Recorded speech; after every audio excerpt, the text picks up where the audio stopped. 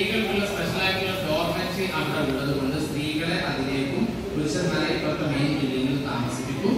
ആര്യമാരും ഹജ്ജുമാരുമായിട്ട് ഒന്ന് പിരിഞ്ഞ് അന്നത്തെ രാത്രി മാത്രം നിൽക്കുക. ഈ ഹജ്ജുമാരെ കാണാൻ നോക്കുന്ന നേരത്തെ നല്ല പോയിട്ട് ആ ബിൽഡിങ്ങിന്റെ അടുത്ത് എന്നാൽ അവിടെ വളണ്ടിയർമാരുണ്ടാവും. അവരോട് പറഞ്ഞാൽ ഇന്ന നമ്പറിൽ ഹജ്ജുമാരെ വിളിച്ചു കൊണ്ടുപോകും.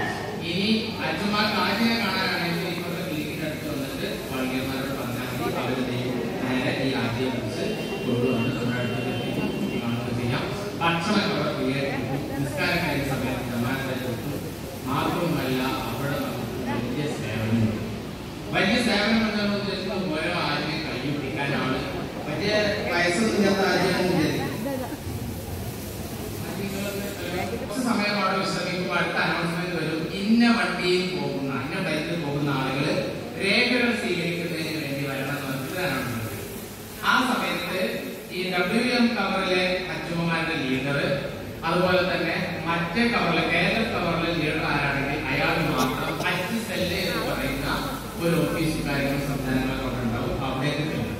അവിടെ ചെല്ലുന്ന സമയത്ത് മാസങ്ങൾക്ക് മുമ്പ് നമ്മൾ കൊടുത്തിട്ടുള്ള പാസ്പോർട്ട് വളരെ സന്തോഷത്തോടുകൂടി പറഞ്ഞു കഴിഞ്ഞാൽ അവിടെ നിന്ന് നമുക്ക് ലഭിക്കും. ആ പാസ്പോർട്ടിന്റെ കൂടെ തന്നെ വളരെ സന്തോഷകരമായിട്ടുള്ള സാധനം ലഭിക്കും. അത് ഇന്ത്യയുടെ പതാകയുടെ കളറൊക്കെയുള്ള ഒരു മനോഹരമായ മാനദണ്ഡ ഫോട്ടോ ഡീറ്റെയിൽസ് ഗവർണറുടെ പേര് എല്ലാ വിവരങ്ങളും ഉണ്ടാവും. അത് വളരെ സന്തോഷത്തോടു കൂടി ബിസ്മില്ലാഹിർ റഹ്മാനിർ റഹീം എന്ന കൗത്തിലേക്ക് ഇങ്ങനെ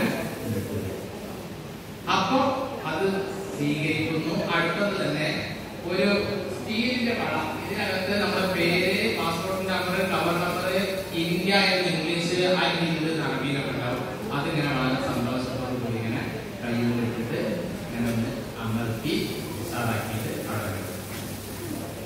അതേപോലെ തന്നെ ആരോഗ്യ വകുപ്പുമായി ബന്ധപ്പെട്ട വേറെ റിസ്റ്റ് ബാൻഡ് തരും. അതിനെ കിട്ടിയത് അതും. അപ്പൊ 2 മാലയും ഒരു വളയും. ആദ്യം അഞ്ച് ഒന്നിച്ച് പോണതാണ് എങ്കിൽ ആദ്യം കയ്യിലാണ് അഞ്ചുമാക്കളുടെ മാല കൊടുക്കുക. അപ്പൊ ഉടനെ തന്നെ അവസാനമൊക്കെ വാങ്ങി പാസ്പോർട്ടൊക്കെ വാങ്ങി വേണമെങ്കിൽ അവിടെ റിയാലിൽ മാറ്റാനുള്ള സൗകര്യമുള്ള കൗണ്ടറുകൾ ഉണ്ടാവും. അതൊക്കെ കൂടി കഴിഞ്ഞതിന് ശേഷം നേരെ നമ്മൾ എന്ത് ചെയ്യുന്നു, നമ്മുടെ